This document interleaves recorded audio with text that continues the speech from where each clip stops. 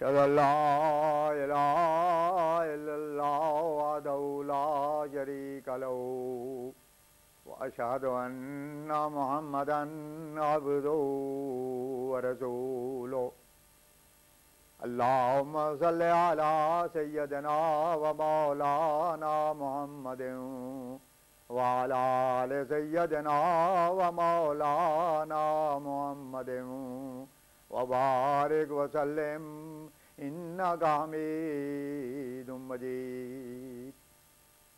زمانے کی امامت کو زمانے کا امام آیا، محمد کی غلامی میں محمد کا غلام آیا۔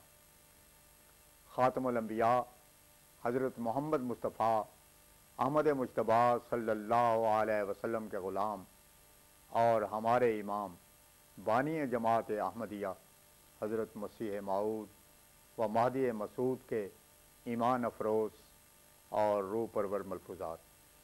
حضرت اقدس نے فرمایا، غور کرو کہ اللہ تعالیٰ نے اس پہلی صورت میں ہمارے لیے کس قدر مبسوط طریق پر فضل کی راہ بتا دی ہے۔ اس صورت میں جس کا نام خاتم الکتاب اور ام الکتاب بھی ہے، صاف طور پر بتا دیا ہے کہ انسانی زندگی کا کیا مقصد ہے اور اس کے حصول کی کیا راہ ہے۔ ایاک نعبد گویا انسانی فطرت کا اصل تقاضا اور منشا ہے، اور اسے ایاک نستعین پر مقدم کر کے یہ بتایا ہے کہ پہلے ضروری ہے کہ جہاں تک انسان کی اپنی طاقت، ہمت اور سمجھ میں ہو، خدا تعالیٰ کی رضامندی کی راہوں کے اختیار کرنے میں سعی اور مجاہدہ کرے اور خدا تعالیٰ کی عطا کردہ قوتوں سے پورا کام لے، اور اس کے بعد پھر خدا تعالیٰ سے اس کی تکمیل اور نتیجہ خیز ہونے کے لیے دعا کرے۔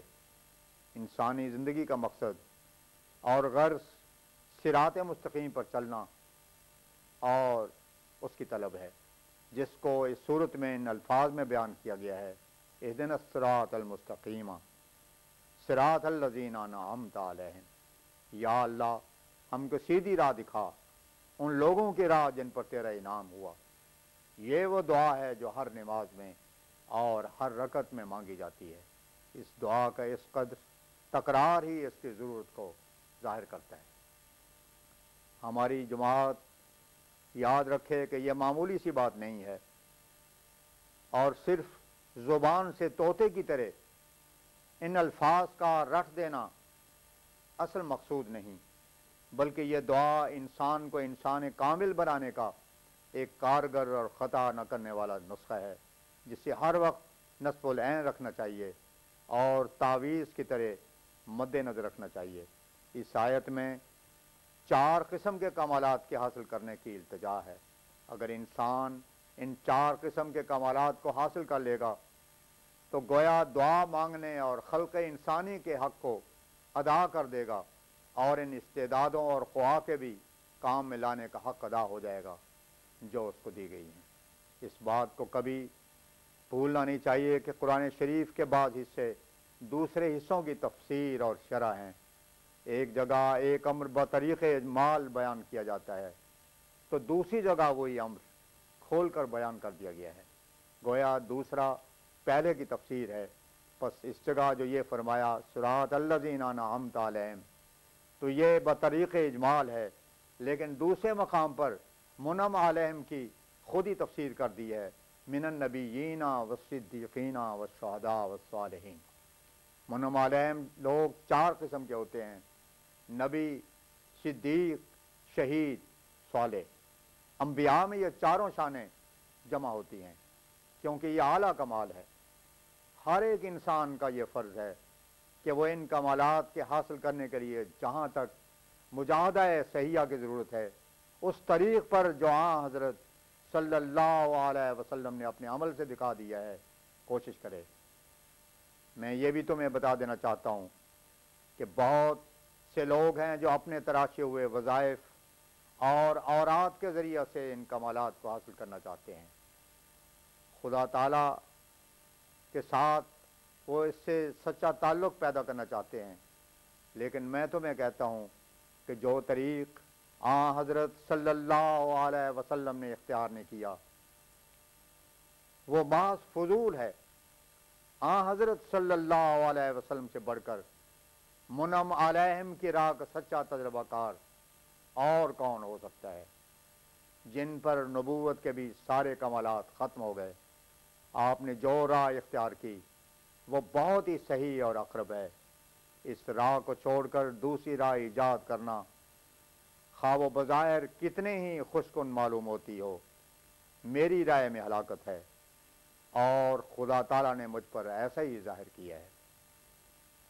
حضرت صلی اللہ علیہ وسلم کی سچی اتباع سے خدا ملتا ہے، اور آپ کی اتباع کو چھوڑ کر خواہ کوئی ساری عمر ٹکریں مارتا رہے، گوہر مقصود اس کے ہاتھ میں نہیں آ سکتا۔ چنانچہ سعدی بھی حضرت صلی اللہ علیہ وسلم کی اتباع کی ضرورت بدیع الفاظ بتاتا ہے، بزود و ورا، کوش و صدق و صفا، ولیکن بھی فضائے بر مصطفیٰ۔ حضرت صلی اللہ علیہ وسلم کی راہ کو ہرگز نہ چھوڑو۔ میں دیکھتا ہوں کہ قسم قسم کے وظیفے لوگوں نے ایجاد کر لیے ہیں، الٹے سیدھے لٹکتے ہیں اور جوگیوں کی طرح راہبانہ طریقے اختیار کیے جاتے ہیں، لیکن یہ سب بے فائدہ ہیں۔ انبیاء کی یہ سنت نہیں کہ وہ الٹے سیدھے لٹکتے رہیں، یہ نفی اس بات کا ذکر کریں اور ارّا کے ذکر کریں۔ حضرت صلی اللہ علیہ وسلم کو اسی لیے اسوہ حسنہ فرمایا، لکم فی رسول اللہ اسوۃ حسنہ۔ حضرت صلی اللہ علیہ وسلم کے نقش قدم پر چلو اور ایک ذرہ پر بھی ادھر یا ادھر ہونے کی کوشش نہ کرو۔ حضرت مسیح موعود حضرت صلی اللہ علیہ وسلم کے عظیم المثال فیوز اور برکات کا ذکر کرتے ہوئے ارشاد فرماتے ہیں، جو راز دین تھے بھارے اس نے بتائے سارے، دولت کا دینے والا فرما روا یہی ہے، اس نور پر فدا ہوں، اس کا ہی میں ہوا ہوں، وہ ہے میں چیز کیا ہوں، بس فیصلہ یہی ہے۔ وآخر دعوانا ان الحمدللہ رب العالمین۔